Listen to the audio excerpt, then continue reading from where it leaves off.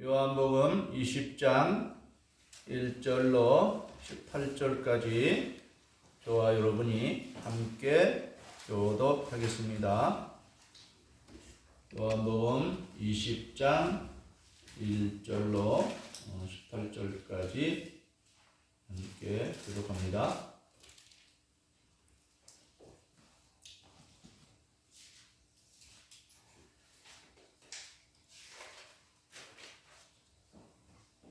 안식 후 첫날 일찍이 아직 어두울 때에 막달라 마리아가 무덤에 와서 돌이 무덤에서 옮겨진 것을 보고 시몬 베드로와 예수께서 사랑하시던 그 다른 제자에게 달려가서 말하되 사람들이 주님을 무덤에서 가져다가 어디 두었는지 우리가 알지 못하겠다 하니 베드로와 그 다른 제자가 나가서 무덤으로 갈새 둘이 같이 다름질하더니 그 다른 제자가 베드로보다 더 빨리 달려가서 먼저 무덤에 이르러 구부려 세마포 놓인 것을 보았으나 들어가지는 아니하였더니 베드로는 따라와서 무덤에 들어가 보니 세마포가 놓였고 또 머리를 쌌던 수건은 세마포와 함께 놓이지 않고 딴 곳에 쌌던 대로 놓여 있더라. 그때야 무덤에 먼저 갔던 그 다른 제자도 들어가 보고 믿더라.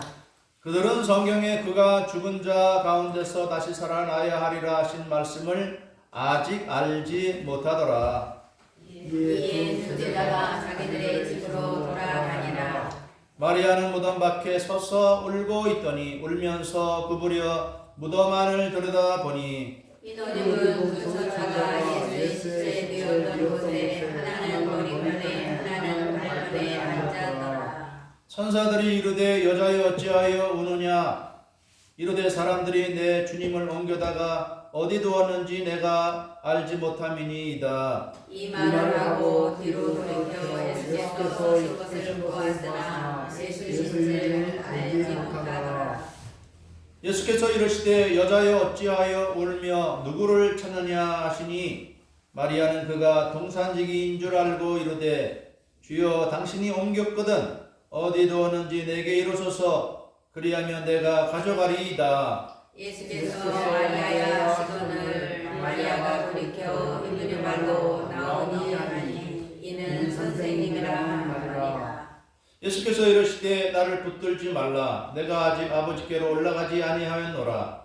너는 내 형제들에게 가서 이르되 내가 내 아버지 곧 너희 아버지 내 하나님 곧 너희 하나님께로 올라간다 하라 하시니 막달라 마리아가 가서 제자들에게 내가 주를 보았다 하고 또 주께서 자기에게 이렇게 말씀하셨다 이르니라. 아멘. 오늘 말씀의 제목은 안식 후 첫날의 아침입니다. 오늘 우리가 읽은 본문 말씀에 보니까 안식 후 첫날 일찍이 그랬죠. 이 말씀을 따서 안식 후 첫날의 아침이다. 지난주에는 우리가 종려주일이었죠. 예수님께서 나귀를 타고 예루살렘 성에 들어가셨어요. 들어가신 이후에 어떤 일이 일어났습니까? 예수님 고난당하시고 십자가에 못 박혀 죽으시는 그러한 일이 있었습니다. 그래서 우리가 이 주주간에 고난주간 기도회를 해서 저녁 7시 반에 모였고 또 저녁에 모이지 못하시는 분은 또 새벽에도 모였고 또 그렇지 못한 분은 또 삶이 곧 고난이라 몸소 고난을 몸으로 겪으신 분들도 있는 줄 압니다. 이 십자가와 부활은 동전의 양면과 같습니다. 부활이 있기 때문에 예수님이 십자가를 지신 것입니다. 예수님이 십자가를 지시고 죽으셨지만은 예수님은 하나님의 아들이기 때문에 죽음에 묶여 있을 수 없습니다. 예수님은 하나님으로서 죽으실 수 없는 분입니다. 죽었어도 다시 살아날 수 있는 분입니다. 그래서 우리가 이 부활절의 의미가 있는 것입니다. 예수님이 예루살렘 성에 들어가신 다음에 무슨 일이 있었느냐 간략하게 설명을 하면 성전 안에 들어가서 성전을 깨끗하게 했습니다.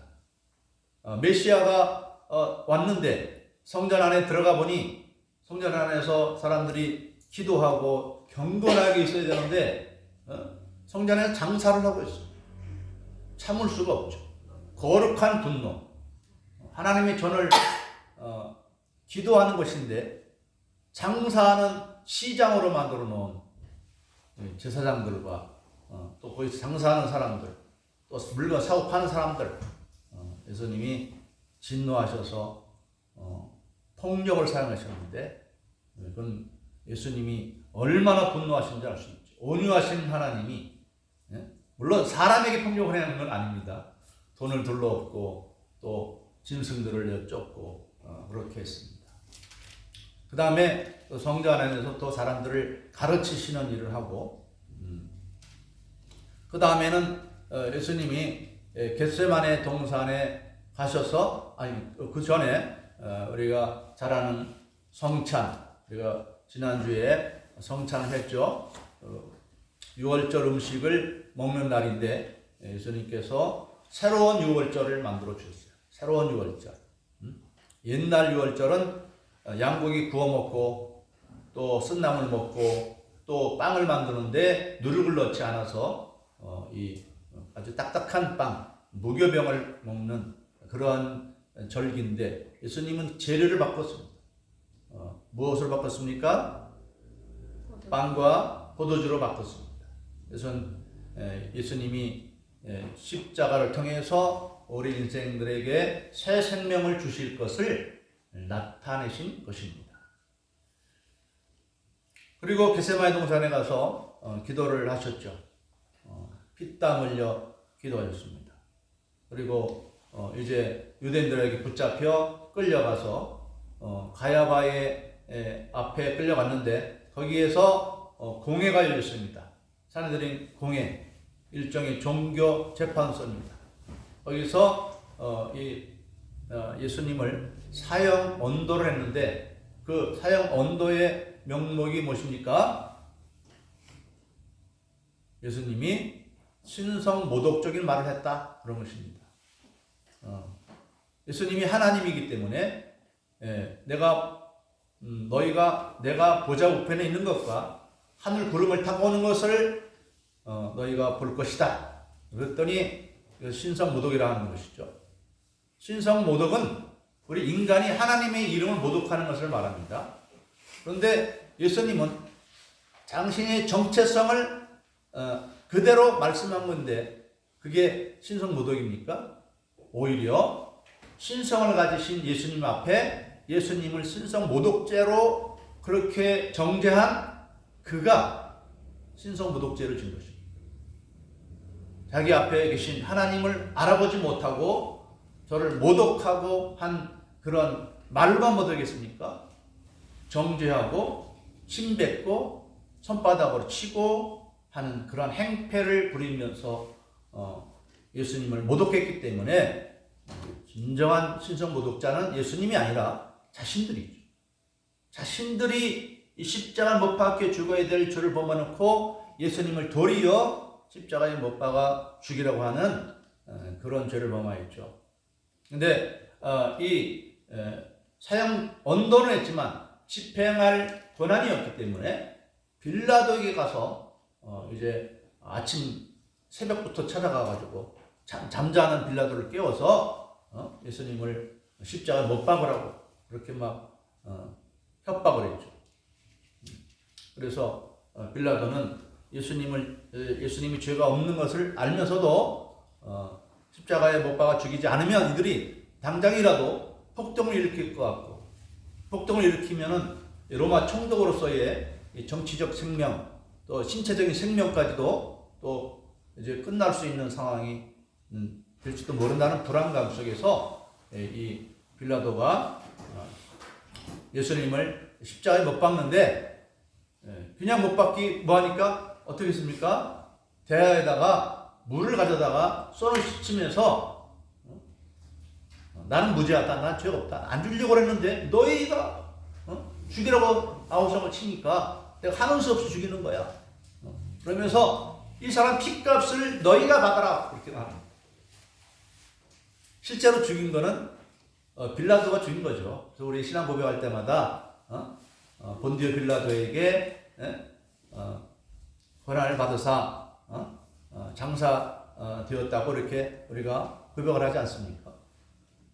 그런데 빌라도보다 더 죄 지은 사람은 바로 이 유대인들이 더 큰 죄를 지은 것이죠. 빌라도도 죄가 없다고 말할 수 없습니다. 아무튼 그래서 이 빌라도가 손을 대야의 물에 씻으면서 말하기를 이 핏값을 너희가 당하라. 그랬더니 이들이 뭐라고 대답을 합니까?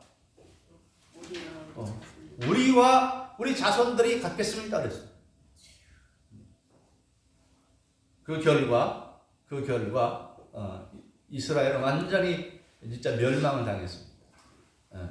그러고 나서 예수님을 십자가 죽이고 나서 40년 후에 로마 군대에 의해서 예루살렘이 완전히 멸망당할 때 100만 명 이상이 희생을 당했습니다. 예루살렘 안에 그 명절 때 몰려왔는데 200만 명 정도 중에서 한 절반 정도 가까이 죽었어요. 어마어마한 인구가 죽었어요. 그리고 제2차 세계대전 때에는 600만 명 죽었어요. 600만 명. 유대인 600만 명. 조상들 때문에 후손들이 저주를 받은 것이죠. 그래서 우리는 각자가 다 우리 자손들에게 복을 끼치는 조상들이 됩니다. 아멘. 예수님을 십자가 못 박아 죽인 것까지 괜찮아요. 이들이 나중에 예수님 부활하고 난 다음에 성령이 임하고 막 예수님의 제자들에게 이제 막 예수님이 나타났던 이적들이 나타나는 그런 상황은 뭘 말합니까? 예수님이 행했던 이적을 예수님 12제자들이 행하는 거예요. 뭘로? 예수님의 이름으로. 그러면 예수님이 부활했다는 것이 사실이고 그렇다면 그들이 우리가 잘못했구나, 우리가 예수님을 무지한 예수님을 십자가 못 박아 죽였구나 회개해야 되는데 회개를 안 해서 그래요. 회개를 안 했어. 40년 동안 회개할 기회를 줬는데 회개를 안 했어. 오히려 기독교인들을 아주 막 핍박하고 죽이고 해서 그러니까 어떻게 됩니까? 12사도들이 이제 이스라엘 내에서 복음을 못 전하니까 이방 나라로 가는 거예요. 이방 나라. 그래서 오히려 이제 이스라엘 내에서는 기독교가 사라지고 오히려 이 기독교는 이방 종교가 됐어요. 이방인 우리나라 사람들이 더 예수님 많이 믿는 사람들이었어요. 오늘날에도 이스라엘 사람들 예수님 믿는 사람 별로 없어요. 한 900만 명 정도의 인구가 되는데 한 2%가 믿는다는데 2% 중에서도 절반 이상은 유대인들이 한 팔레스타인계 유대인들이에요. 그렇게 그만큼 이 순수 유대인들은 100분의 1도 안 돼요. 예수 믿는 사람들이. 그러나 반면에 우리 대한민국, 우리 이방인인, 원래 이방인 우리나라는 지금 기독교 인구가 얼마 됩니까? 적으면 800만, 많으면 1000만, 이렇게 봅니다.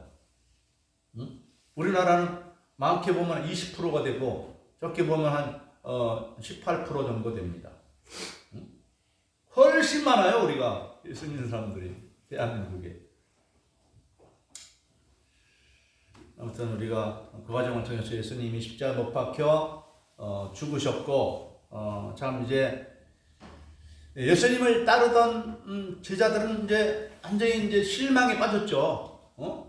이들은 예수님이 그렇게 허무하게 돌아가실 줄 몰랐어요.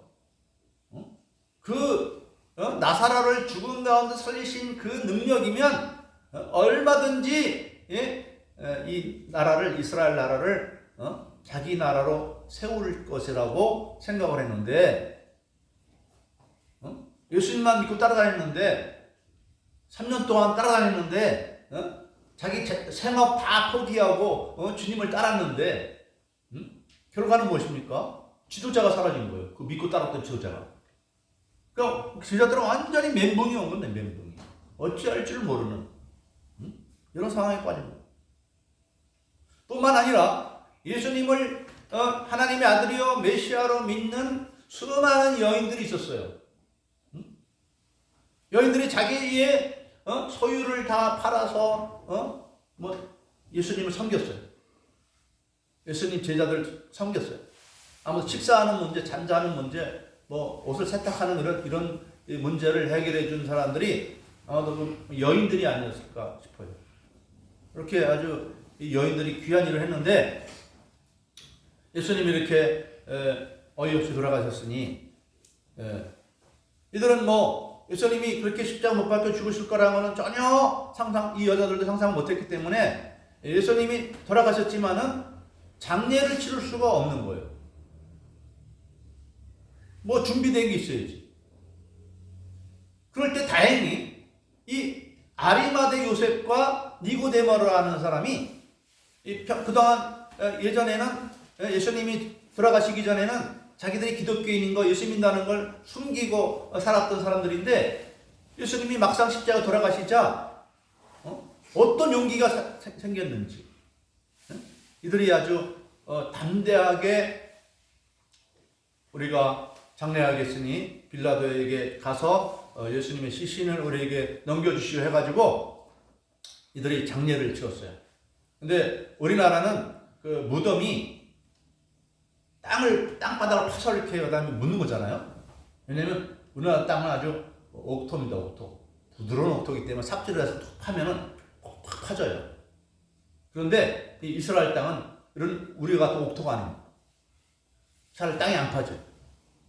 그러니까 굴에다가 무덤을 하는데 이 땅 굴을 파고 그 안에다가 시신을 그냥 놓는 거예요.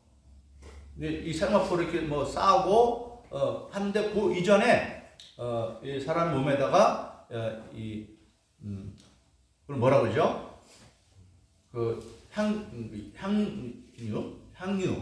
향유를 뿌리고 몰약을 뿌립니다. 예수님 태어났을 때 동물 박사들이 가져온 선물 중에 하나가 무엇이죠?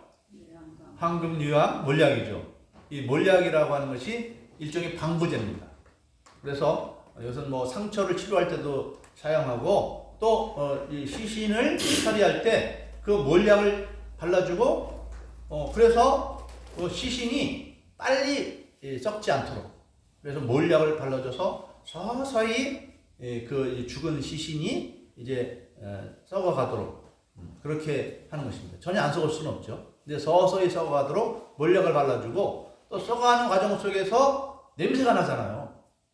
사람 시신이 얼마나 냄새가 많이 납니까? 그래서 생쥐 한 마리 죽어도 그것이 썩어가면 냄새가 많이 나는데 사람이 죽었을 때는 냄새가 엄청 나는 것입니다. 그러니까 향유를 발라주는 거예요. 그런데 이 여인들은 그런 것을 못하고 이 아리마대 요셉과 니고데모가 이렇게 장례를 해가지고 아리마대 요셉이 돈 많은 부자라 땅을 가지고 사가지고 자기를 위해서 묘지 하나를 만들어 놨는데 거기에 예수님을 안치한 겁니다. 말하자면 자기를 위해서 자기가 죽으면 자기 대대 후손으로 쓰려고 만들어 놓은 그 무덤에 예수님의 시신을 거기다가 장례한 거죠. 그러나서 이제 그 장례한 날이 안식일 전날입니다. 그래서 안식일이 지나자마자 이 어떤 여인들이 예수님의 무덤을 찾아갑니다. 몇 명의 여자들일까요? 성경에 보면 보통 마가복음, 마태복음, 누가복음 다 달라요. 몇 명이 갔는지 다 다른데 우리 마가복음과 누가복음을 합쳐서 보면 4명이라는 것이 나타납니다. 첫째는 오늘 우리 주인공 막달라 마리아. 둘째도 이름이 마리아인데 그 이름이 마리아는 누구냐? 알페오의 아들 야고보의 어머니 알페오의 아내 마리아. 그리고 셋째는 살로메. 살로메는 야고보와 요한의 어머니. 세베대의 아들들의 어머니. 세베대의 아내 살로메. 살로메 동명인이죠. 세례 요한의 목을 벤 살로메와 동명인인데 하여튼 살로메라는 여인이 있고 또 하나는 요한나라고 하는 여인도 있는데 누가복음에서는 요한나라고 나오고 마가복음에서는 살로메라고 나옵니다. 그래서 두 여자 같이 있는 걸 볼 때 네 명이죠. 요한나는 헤롯 안디바 왕의 청지기인 구사라는 사람의 아내가 바로 요한나입니다. 그러니까 이 다 젊은 여자만 있는 것은 아니죠. 다 나이들이 어느 정도 있는 여자들이고 막달라 마리아도 나이가 어느 정도 되는지 는 모르겠어요. 아무튼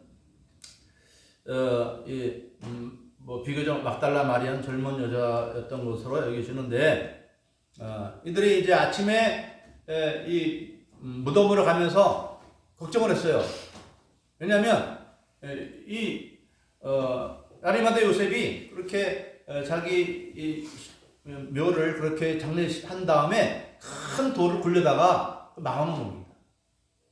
그래서 이들이 그 무덤으로 가면서 어떻게 하면 이 돌을 어떻게 옮기지? 걱정 근심하면서 갔어요. 갔는데 가보니까 그 돌이 막 굴려져 있는데 가보니까 얼마나 큰 돌인지 어떻게 저렇게 굴려져 있는지 하여튼 의아한 것이죠.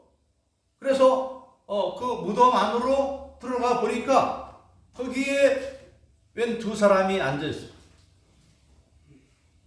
마가복음에서 보면은 뭐 한 청년이 거기 앉아 있다고 했는데 또 누가복음에는 찬란한 옷을 입은 두 사람이 거기 앉아 있었다 이렇게 말합니다.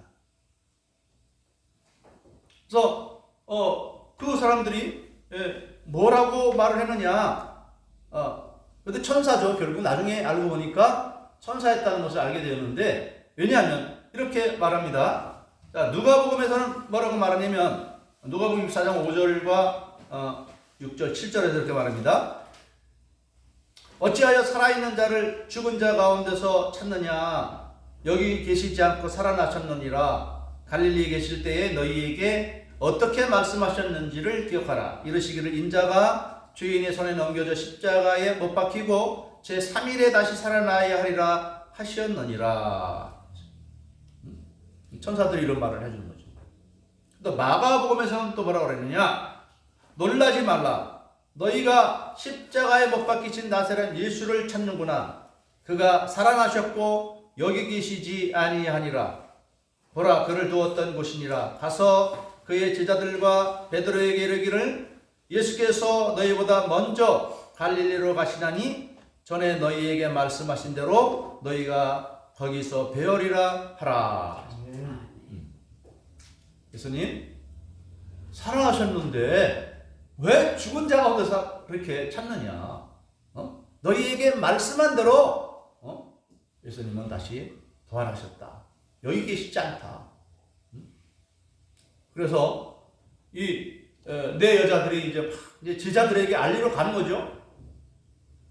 알리러 가서는 이 아마도 이 막달라 마리아만 제외하고 세 여자들은 이 천사들이 한 말을 전해줬을 거예요.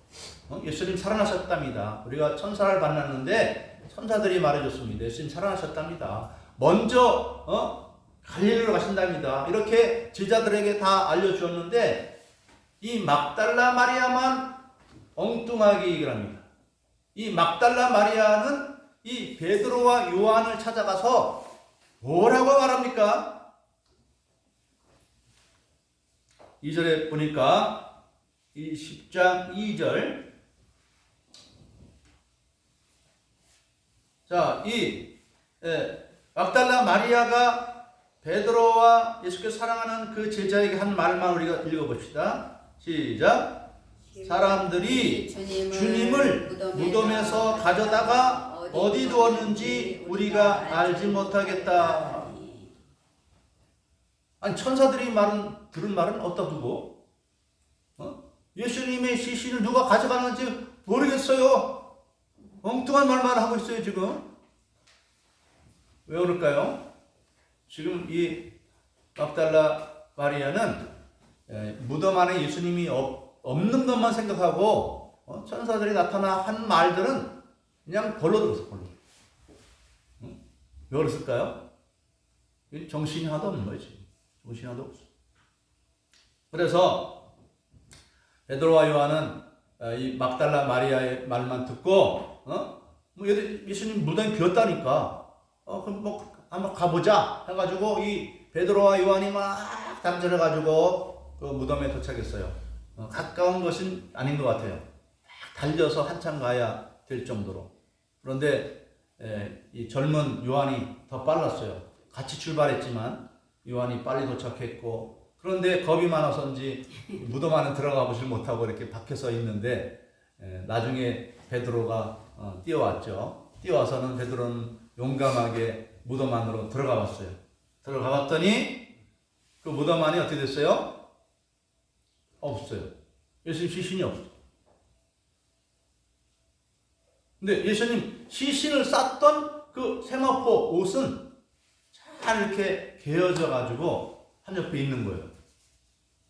그리고 또 예수님 얼굴을 쌌던 그 수건, 얼굴 쌌던 그 수건도 다른 곳에 잘 이렇게 얌전하게 놓여져 있는 거예요. 부활하신 예수님이 그 벗어버렸죠. 아무도 새로운 옷을 입으셨겠죠. 그러고는 그냥 다시 돌아간 겁니다. 베드로와 요한이 다시 돌아갔어요. 돌아갔는데 또 이 막달라 마리아가 어느 사이에 또 무덤에 또 나타났어요. 왜 나타났죠? 미련을 못 버리고 혹시나 누군가 예수님의 시신을 어디로 옮겨 놓은 것이 아닌가, 이 무덤 저 무덤 살펴보러 다니지 않았는가 싶어요. 근데 뭐 아무 무덤 그날 아침 이른 아침인데 이렇게 남의 무덤 돌아다니는 게 그게 한 여자로서 이게 쉬운 일이 아니죠.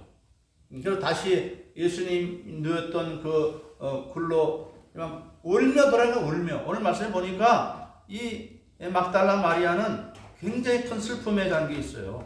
그래서 오늘 11절 말씀에 보니 마리아는 무덤 밖에 서서 울고 있더니 그랬어요. 하염없이 울면서 예수님 시신이 어딘가 찾아다니는 거예요. 지금 이 막달라 마리아는 제정신이 아니에요.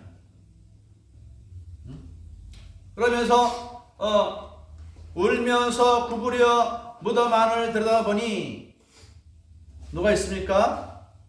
흰옷 입은 두 천사. 이 두 천사인 줄 알았을까요? 막달라 마리아가? 나중에 천사라고 기록했지만 그때는 천사인 줄 몰랐어요. 그러니까 두 천사가 예수님의 시체 누웠던 곳에 하나는 머리편에 하나는 발편에 앉아있더라. 둘이 앉아있는 것이죠. 근데 그 천사들이 그 막달라 마리아를 보면서 물었어요. 여자여 어찌하여 우느냐? 왜 우느냐 그랬어요. 그랬더니 이 막달라 마리아가 뭐라고 그러니까 13절 막달라 마리아가 한 말만 우리 읽어봅시다. 13절 앞에 다 생략하고 막달라 마리아가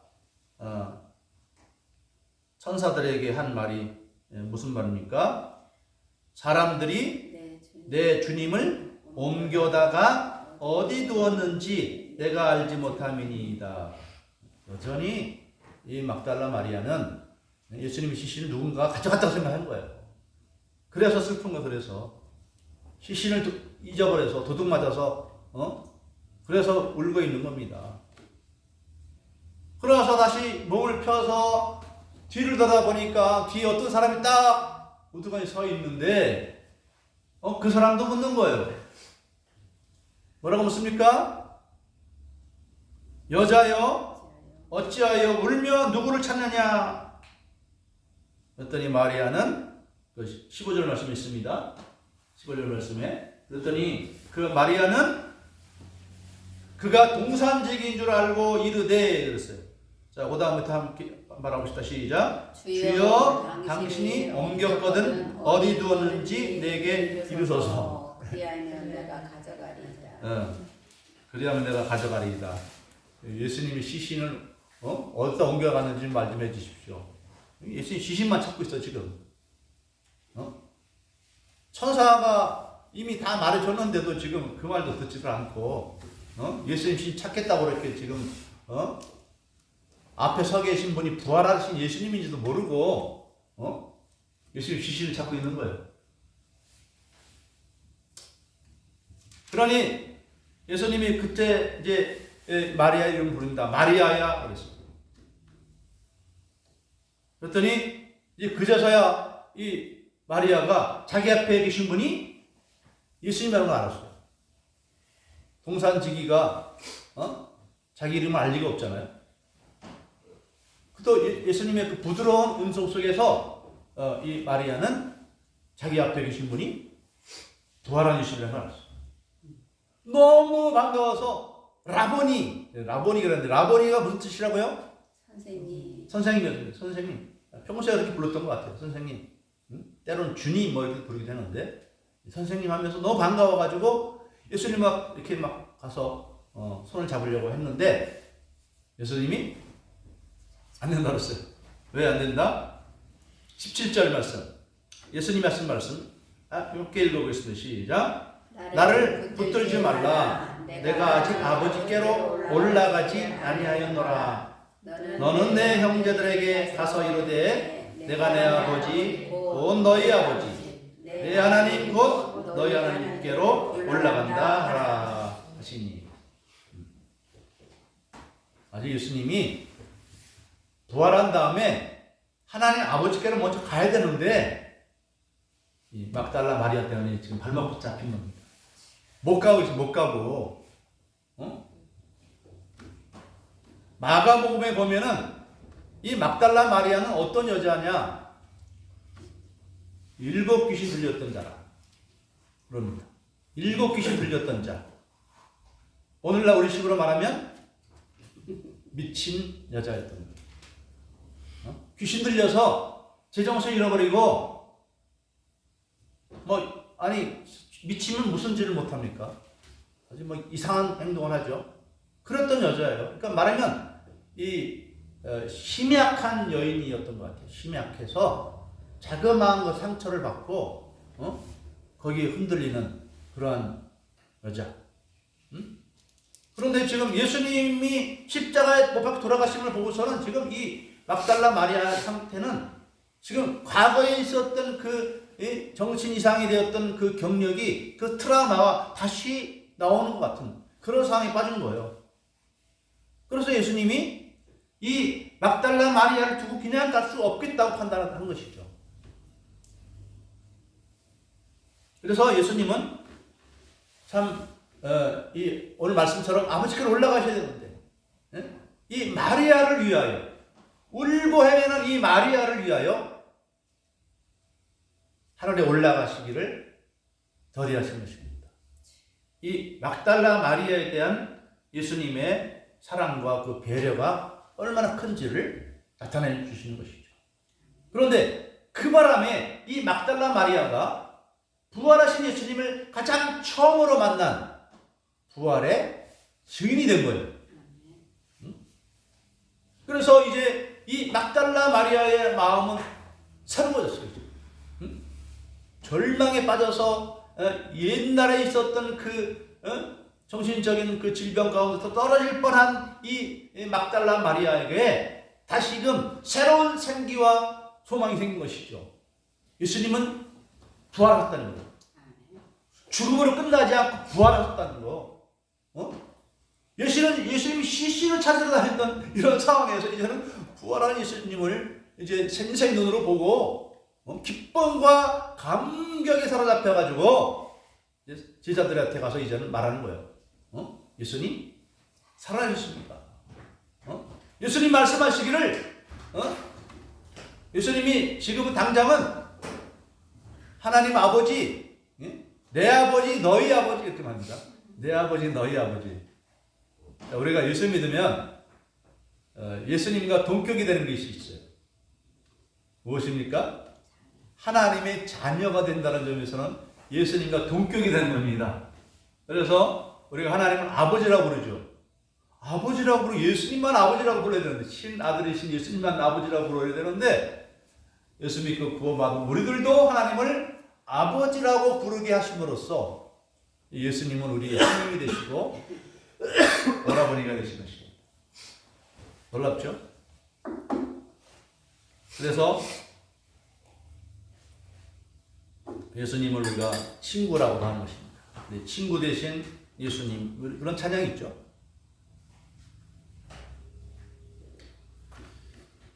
오늘 많은 사람들이 교회를 다니면서도 예수님을 체험하지 못하니까 이 막달라 마리아 같은 형태에 있어요. 인생에 어려움이 닥치면, 절망적인 상황이 오면은 낙심하고 그냥 절망에 빠져서 예수 믿긴 예수 믿어도 교회 다녀도 마음에 별 감격이 없어, 기쁨이 없어. 그러나 부활하신 예수님을 성령으로 경험한 사람들은 놀라움의 감격이 쌓이는 것이죠. 그래서 우리가 다 이 막달라 마리아처럼 부활하신 예수님 만나야 돼요. 살아계신 예수님 만나야 돼요. 성령을 체험해야 돼요. 성령을 체험하면 예수님 정말 살아계신 분이다, 정말 살아계신 하나님의 아들이라고 하는 것이 믿어지는데, 이 성령의 역사가 없으니까 안 믿어지는 거예요. 그러니까 교회 다니면서도 이 구원의 감격과 즐거움이 없어. 그냥 종교 생활하는 뿐입니다. 종교 생활. 우리는 이 막달라 마리아가 이제 예수님을 죽은 자 가운데 찾다가 이제 부활하신 예수님으로 찾은 그러한 놀라운 여인이 된 것처럼 우리도 이 성령의 은혜를 경험해야 될 것입니다. 성령을 통해서 부활하신 예수님을 우리가 체험해야 됩니다. 우리 예수님의 말씀 가운데 그것이 이제 마르다에게 하신 말씀이죠. 나는 부활이요 생명이니 나를 믿는 자는 죽어도 살겠고 살아서 믿는 자는 영원히 죽지 아니하리라 그랬습니다. 예수님이 부활하신 그 이유가 뭐냐? 또 예수님, 부활하신 예수님을 믿게 하는 이유가 뭐냐? 우리도 장차 부활의 세계로 나가게 된다는 것이죠. 부활의 세계. 그래서 우리가 세례 받는 세례, 우리 지난주에 우리 고현 형님 세례 받았죠? 세례의 의미가 뭐냐? 물속에 빠져서 죄에 대하여는 죽고 다시 나오면서 의에 대하여 다시 살아난 부활의 생명처럼 나가는 그런 우리가 되었다는 약속의 말씀입니다. 그래서 우리가 예수를 믿다가 죽어도 우리는 죽은 게 아니라 우리가 하나님 영광의 나라에 나가게 되는 것입니다. 죽어도 죽은 게 아니에요. 영광의 하나님 나라에 나가기 때문에. 그러면 살아서 믿는 자가 영원히 죽지 않는다는 말은 무슨 말입니까? 우리가 예수님이 오는 것을 보는 사람들은 죽음을 맛보지 않고 바로 우리가 부활의 생명처럼 바뀝니다. 그때가 언제입니까? 예수님 공중으로 재림하실 때가 바로 그날입니다. 그래서 그 전에 우리 예수님이 오실 때에 천사들의 나팔 소리와 함께 오신다. 천사들의 나팔 소리와 함께 오신다고 했습니다. 그 나팔 소리를 듣게 되거든 우리는 이제 그분 앞에 나가게 되는데, 먼저 죽은 자들이 부활의 몸을 입고 살아있는 사람들은 이제 썩지 않냐는 몸으로 바뀌게 될 것입니다.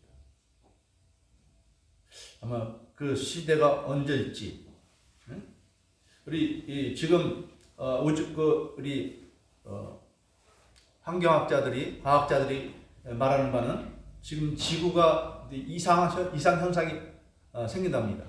지구의 바닷물이 변하고 뭐 이 북극과 남극이 막 이게 이제 높고 지구 온난화가 이루어지면서 지구가 지금 이상 현상이 나타난다고 그래요.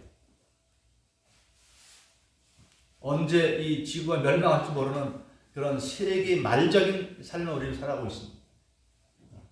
이런 상황만 보아서라도 우리 예수님이 재림하실 날이 멀지 않았다는 것을 우리는 알 수 있습니다. 그러나 우리는 두려워할 필요가 없죠. 지구가 멸망을 해도 우리는 두려워할 필요가 없습니다. 왜? 우리는 부활하여 은혜의 세계로 나가게 될 것입니다. 아담과 하와가 잃어버린 것이 무엇입니까? 우리 인간의 생명이죠.